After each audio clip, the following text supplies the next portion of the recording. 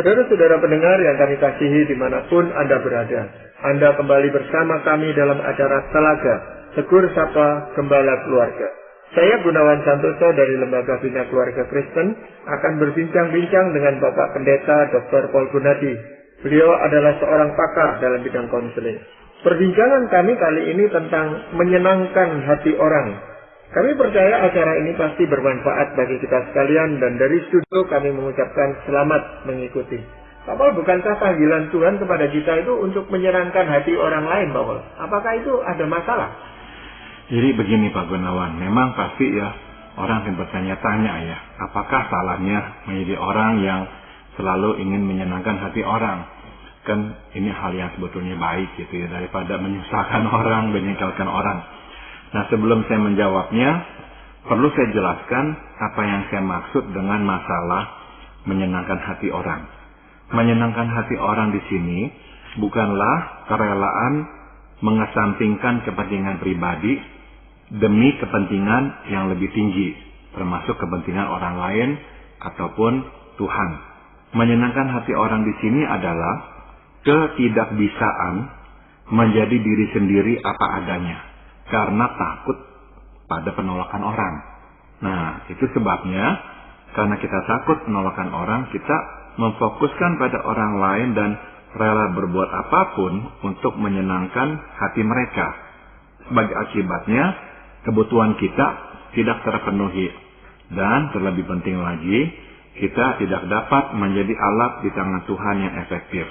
Jadi, itu sebabnya ya, kita mau mengangkat topik ini agar kita bisa menjadi alat di tangan Tuhan yang efektif, sehingga kita tidak lagi diikat oleh keinginan yang kuat hanya untuk menyenangkan hati orang. Jadi masalahnya di sini adalah orang ini hidup di dalam kepura-puraannya gitu Pak Boleh. Jadi yang mungkin firman Tuhan katakan ini hidup di dalam kemunafikannya. Sebenarnya dia tidak mau menyenangkan itu, tetapi demi dia itu bisa diterima oleh orang lain, lalu dia melakukan hal yang menyenangkan orang lain gitu. Iya, jadi memang dia itu nggak nyaman ya untuk benar-benar menjadi dirinya sendiri ya. Karena dia takut sekali nanti orang nggak menyukainya lagi, orang akan menolaknya lagi. Jadi ya selalu pokoknya ikuti orang dah, pokoknya senangkan hati orang. Nah, saya tadi udah singgung, masalahnya adalah akhirnya kebutuhannya sendiri nggak dipenuhi ya. Apa yang menjadi kehendaknya, pikirannya itu nggak pernah terwujud. Dan yang selalu dikhawatirkannya adalah bagaimana orang nanti menilai dia.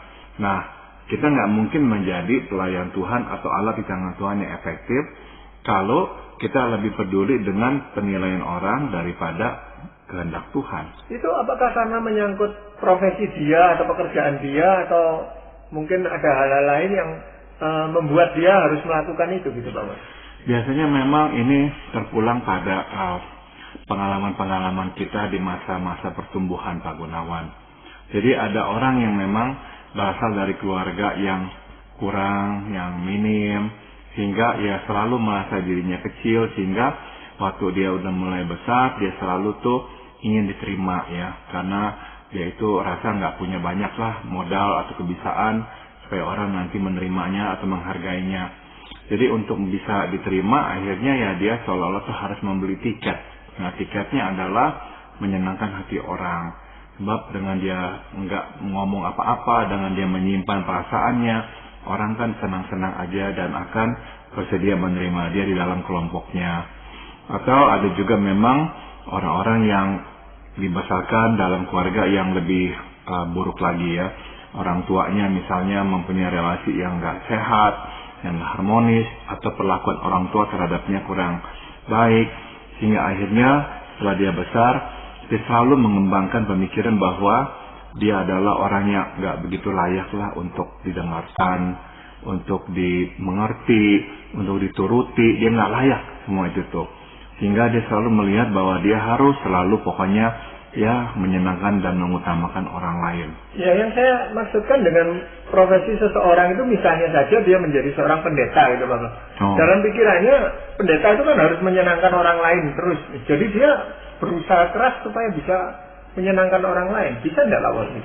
Ya, mungkin saja kalau dia memang nggak mempunyai diri yang kuat ya, akhirnya profesinya itu bisa menyeret dia ya. masuk ke dalam perangkap ini. Itu bisa Pak Gunawan. Sehingga akhirnya dia nggak gampang ya untuk berani ya mengatakan apa yang dia sungguh-sungguh yakini, karena dia takut nanti orang nggak bisa menerima dia. Jadi sangat bisa ya, sangat bisa sekali. Tapi itu kan menjadi suatu beban yang berat buat orang yang seperti ini kok. Dia terus menyenangkan orang lain, sehingga dirinya sendiri yang jadi korban gitu.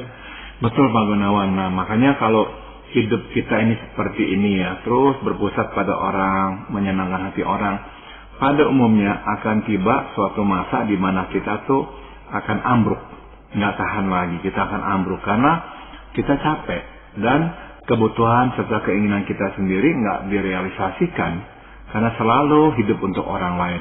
Nah jadi kita tahu gaya hidup seperti ini nggak sehat, maka ya kita coba untuk angkat dan coba ya berikan jalan keluarnya. Ya, jadi jalan keluarnya bagaimana Bapak?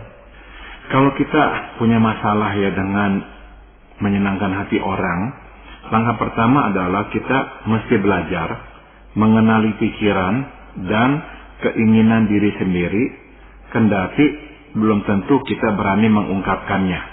Misalkan, suatu orang mengatakan sesuatu, di dalam hati kita bertanya, sesungguhnya apakah saya setuju dengan pendapatnya? Atau pada saat seseorang berbuat sesuatu, bertanyalah, sebenarnya apakah yang kita rasakan? Apakah kita senang ataukah sedih? Apakah kita marah ataukah kecewa? Jadi mulailah dengan pertanyaan-pertanyaan seperti itu agar kita mulai dapat berkenalan dengan diri kita yang sesungguhnya. Jika perlu, tuliskanlah semua itu agar kita bisa membacanya dan melihat diri kita secara lebih jelas. Ingatlah bahwa jika kita telah hidup menyenangkan hati orang untuk kurun yang lama, pada akhirnya kita telah kehilangan diri. Nah itu sebab kita harus kembali berkenalan dengan diri sendiri. Jadi ini saya kira adalah langkah pertamanya Pak Gunawan. Tapi untuk kalau seseorang itu kehilangan dirinya, itu kadang-kadang kan dia tidak merasa bahwa dirinya yang sebenarnya itu sudah tidak lagi ada di dalam dirinya gitu Pak Bon. Betul sekali Pak Gunawan. Benar-benar orang yang udah terlalu lama hidupnya itu berpusat pada menyenangkan hati orang, memang dia sendiri udah nggak bisa lagi mengenali. Jadi waktu mula-mula dia mulai bertanya, sebenarnya saya setuju nggak ya? Sebenarnya apa tuh yang saya sungguh-sungguh inginkan? Besar kemungkinan dia nggak ada jawabannya Pak Gunawan. Sebab dia akan berkata, ya nggak tahu ya. Benar-benar nggak ada jawabannya gitu. Bukannya dia sengaja menyembunyikannya. Karena akhirnya yang dia bisa kenali adalah apa yang orang lain inginkan, itu saja. Tapi orang lain bisa menilai enggak bahwa orang ini adalah seorang yang lebih menyenangkan orang lain daripada memperhatikan dirinya sendiri Pak Mas? Bisa Pak Gunawan. Nah masalahnya adalah kita juga harus mengakui bahwa pada umumnya kita cukup senang juga punya teman yang seperti ini, punya istri atau punya suami yang seperti ini gitu. Karena hidup kita jadi lebih gampang. Dan ya kita juga nggak bisa menyangkali bahwa kadang kita memanfaatkan orang yang seperti ini karena dia selalu pokoknya akan bilang iya, setuju, oke. Jadi kita gampang-gampang aja minta dia kerjakan ini, suruh dia melakukan itu, tanpa memikirkan sesungguhnya dia setuju nggak ya, dia suka nggak ya, dia mau nggak ya. Nah kita akhirnya tuh kurang memperhatikan itu sebab orang ini juga nggak pernah bersuara. Nah jadi memang ya dari dua belah pihak lah. Akhirnya karena orang-orang juga senang dengan sikap seperti ini, ya makin terpupuk dah. Nah apa bedanya dengan orang yang mempunyai jiwa sosial gitu Pak Pol? Karena ada orang yang gitu, suka membantu, suka menyenangkan orang lain, tapi kasusnya beda dengan ini. Nah itu bagaimana membedakannya Pak Pol? Nah sekali lagi bedanya hanyalah pada kita ini nih yang tahu ya bahwa inilah panggilan Tuhan untuk kita mengasihi orang. Kita juga tahu bahwa kita mesti berdiri misalkan di atas yang benar. Kita kadang-kadang harus berkata tidak, kita harus berani kadang-kadang mengkonfrontasi orang dan sebagainya. Nah kita bisa melihat contoh ini pada nabi-nabi yang kita pernah baca di dalam Alkitab dan juga pada Tuhan kita Yesus sendiri. Ya, dia bersedia menyembuhkan orang, dia bersedia bersama-sama dengan orang dalam keadaan lapar dan sebagainya. Tapi, dia kan juga berani mengatakan apa yang ada di hatinya. Dia berani untuk menegur misalkan orang-orang Farisi dan orang-orang Saduki. Jadi ini yang membedakannya, Pak Gunawan. Sedangkan kalau orang-orang yang hanya menyenangkan hati orang lain itu tidak berani bersikap tegas seperti itu ya Pak ya? Nggak berani Pak Gunawan, karena memang dia takut kalau nanti dia menyatakan pikiran dan perasaannya akan ada resiko ya. Resikonya adalah nanti mungkin orang itu akan bisa menolaknya. Iya, jadi hal kedua yang bisa kita lakukan apa Pak?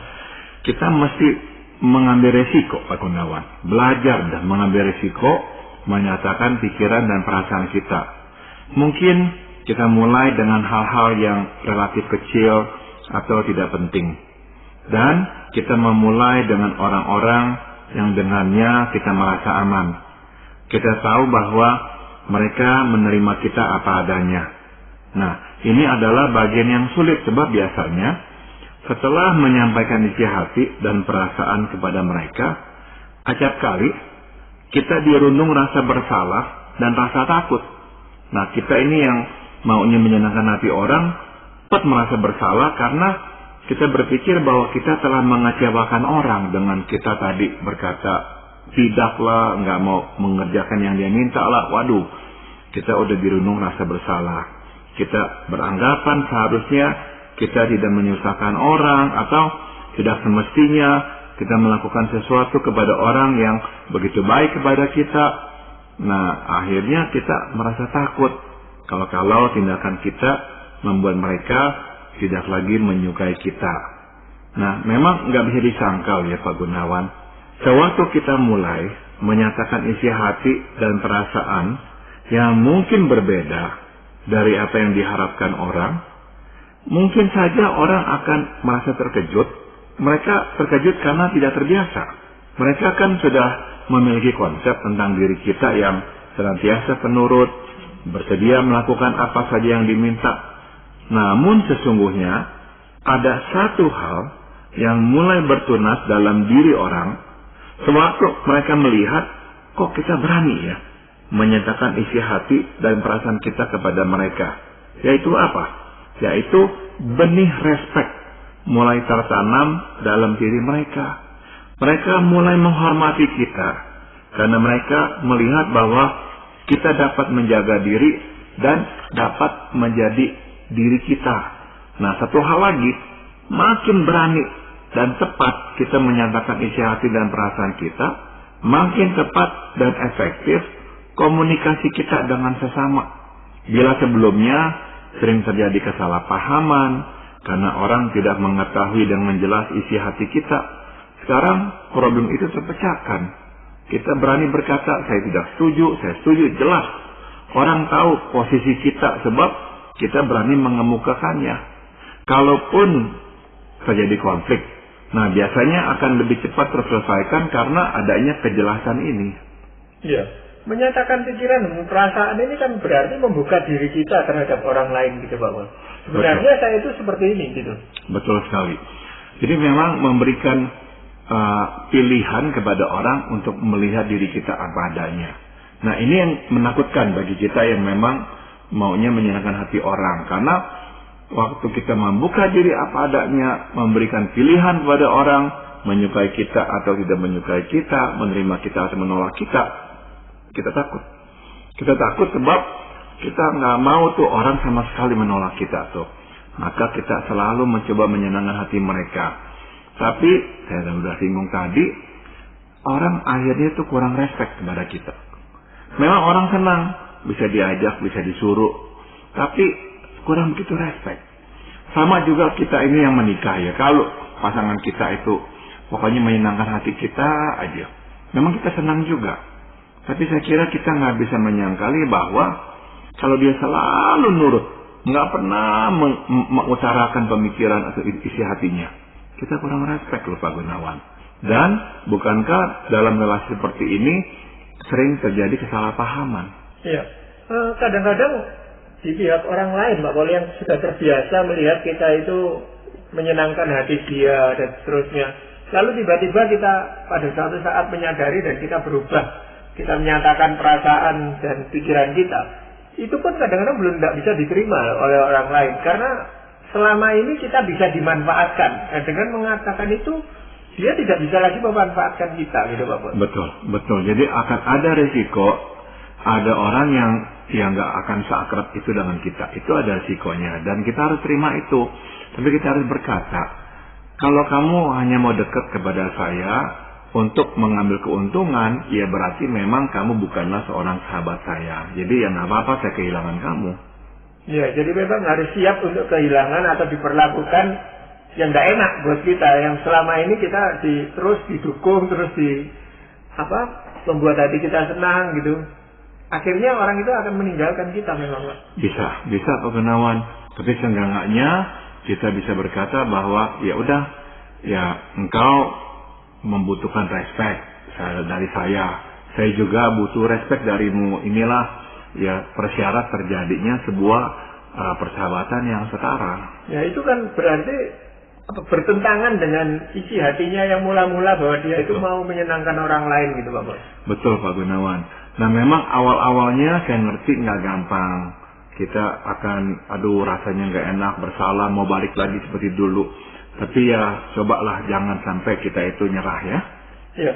Misalnya dalam contoh konkretnya itu apa yang kita bisa buka terhadap orang lain itu? Pikiran dan perasaan kita yang seperti apa Pak? Misalnya nih ya, kita sedang ngomong-ngomong dengan orang, bahwa terus kemudian orang itu berkata kepada kita, kamu kan setuju ya bahwa ini. Nah sebetulnya kita nggak setuju. Nah kita kalau bisa bilang aja, maaf saya nggak setuju gitu. Saya pernah misalkan diundang ke sebuah ceramah. Saya itu tuh diminta bicara tentang komunikasi. Nah setelah saya selesai, hamba Tuhan di gereja tersebut datang kepada saya dan berkata, ya tadi itu materi yang penting ya, banyak yang bisa disampaikan tentang komunikasi. Nah saya yakin kamu mempunyai banyak sekali tuh pengetahuan tentang komunikasi yang bisa kamu bagikan. Nah sesungguhnya memang pengetahuan saya terbatas tentang komunikasi, karena itu bukan bidang yang saya dalami. Nah untuk menyenangkan hati dia, sebetulnya kan saya bisa berkata, oh iya memang banyak yang bisa saya sampaikan supaya dia senang. Tapi kalau saya begitu, saya juga berbohong. Jadi akhirnya saya bilang terus terang sama dia, sebetulnya enggak, saya enggak tahu banyak tentang komunikasi. Dia agak terkejut juga. Tapi ya saya pikir ya nggak apa-apa, lebih baik saya terus terang sama dia. Nah jadi hal-hal kecil seperti itu tuh yang memang mengharuskan kita untuk berani terbuka apa adanya. Iya, dan berani menerima risikonya apapun itu gitu Pak Bal ya. Bisa, betul sekali. Jadi mungkin sekali orang itu akan menilai, kok saya nggak tahu banyak tentang komunikasi, tapi ya nggak apa-apa memangnya saya nggak tahu banyak. Yang lain yang perlu dikerjakan apa Pak? Kita mesti menjaga keseimbangan agar tidak melakukannya secara berlebihan. Pada waktu kita mulai terbiasa mengungkapkan isi hati dan perasaan, tidak bisa tidak kita merasa senang, merdeka ya. Apalagi bila kita mendapatkan respons positif dari orang. Nah, kita harus menjaga diri dari kemungkinan berbuat lebih dari yang perlu. Maksud saya, kita tetap harus berpikir jernih tentang apa yang baik dan benar. Sehingga tidak mengeluarkan pendapat hanya karena ingin memperlihatkan pendapat dan didengarkan. Ya, jadi jaga ya batas, jangan sampai kita kehilangan keseimbangan, terlalu mau menonjolkan pendapat kita. Ada kalanya kita mesti mengikuti pendapat orang lain, karena kita mengakui bahwa pendapatnya lebih baik daripada pendapat kita. Kadang kita pun mesti menelan perasaan kita dan tidak mengutarakannya, sebab mengekspresikan perasaan tidak selalu bermanfaat. Singkat kata, kita tetap harus menjaga keseimbangan agar tidak bertindak membabi buta dalam menyatakan isi hati dan perasaan kita. Iya, apakah itu juga berlaku terhadap anggota keluarga kita, misalnya pasangan kita gitu Bapak? Sama ya Pak Gunawan. Jadi kita yang tadinya itu, pokoknya tutup mulut, ikut saja, menyenangkan hati orang. Nah sekarang kita lebih berani, kita bisa terbuka. Nah hati-hati, kadang-kadang bisa kebablasan Pak Gunawan. Akhirnya nyuruh terus. Kalau pasangan enggak menuruti keinginan kita, kita marah karena kita sekarang merasa, wah sekarang saya ini baru sadar, ini yang seharusnya saya lakukan dari dulu nih. Nah, juga harus hati-hati, tetap ya pandang dengan jernih apa yang baik, apa yang buruk gitu. Ya, kita harus menjaga ekstrim-ekstrim itu kalau begitu Pak Pol ya. Betul Pak Gunawan. Iya. Hal yang lain yang bisa kita lakukan apa Pak Pol? Terakhir, kita harus senantiasa mengingat bahwa Tuhan ingin memakai kita sebagai alatnya di muka bumi. Bila kita terus terikat oleh tuntutan untuk menyenangkan hati orang, kita tidak dapat menjadi alat di tangan Tuhan. Sebaliknya, kita malah menjadi alat di tangan manusia.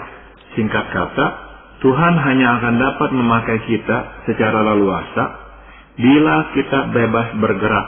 Dan inilah yang kita dapat lihat di Alkitab Pak Gunawan. Sebagai contohnya ya Musa. Tuhan Allah memanggil Musa untuk berbicara kepada Firaun dan meminta Firaun untuk membebaskan Israel dari Mesir. Pada awalnya Musa menolak karena dia takut. Tuhan tahu hal itu.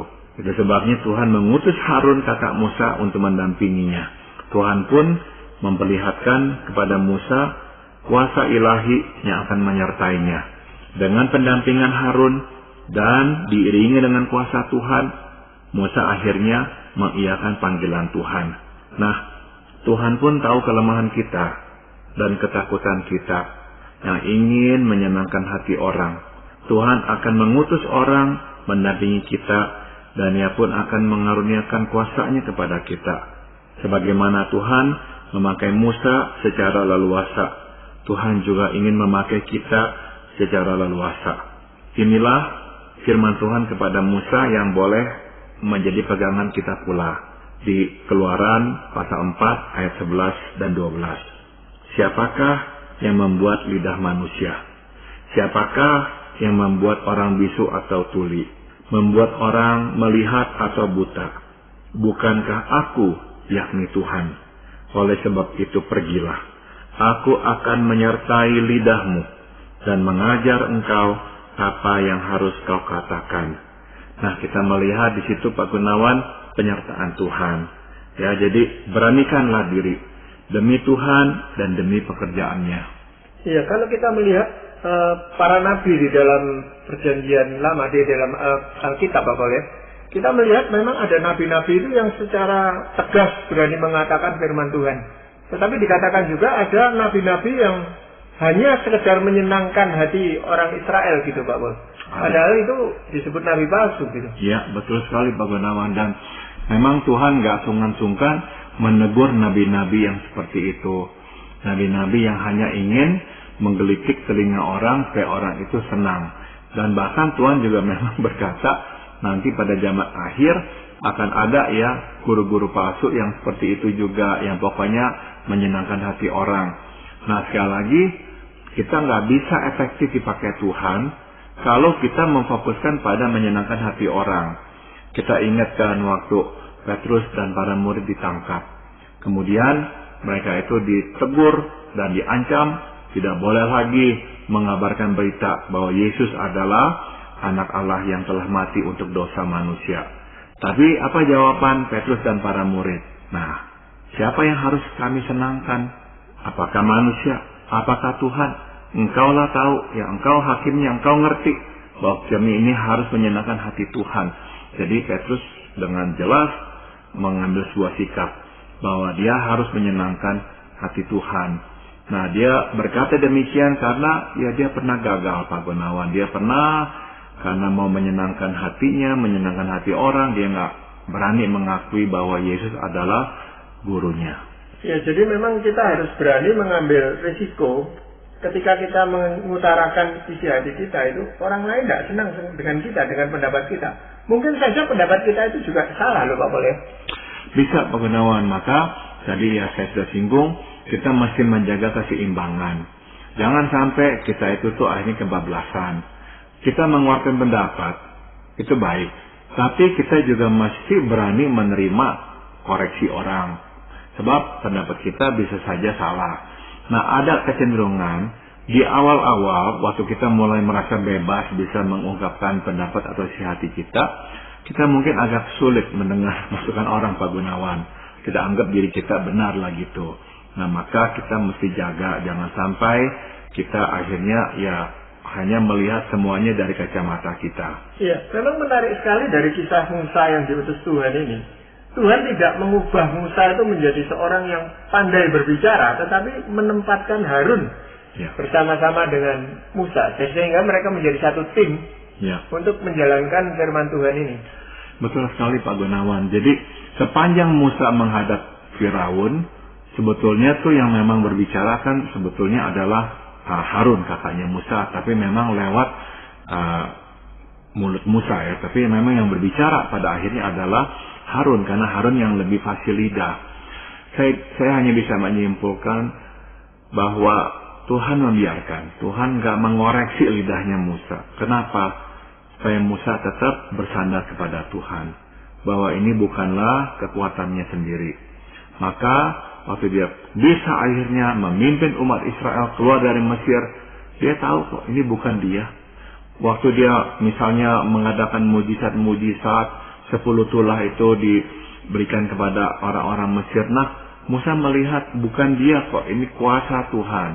Yang ngomong dengan Firaun pun bukan dia, tapi kakaknya. Jadi ya ada kalanya itu yang Tuhan lakukan kepada kita pula. Kita dibiarkan dalam kondisi kita, tapi Tuhan akan memberikan pertolongan supaya kita sadar ini bukan karena kekuatan kita sendiri. Ya, jadi orang-orang yang punya masalah dengan selalu mau menyenangkan hati orang lain, ini saya rasa juga butuh pendamping atau juga butuh orang lain yang bisa menolong dia keluar dari masalah ini, gitu Pak Bos.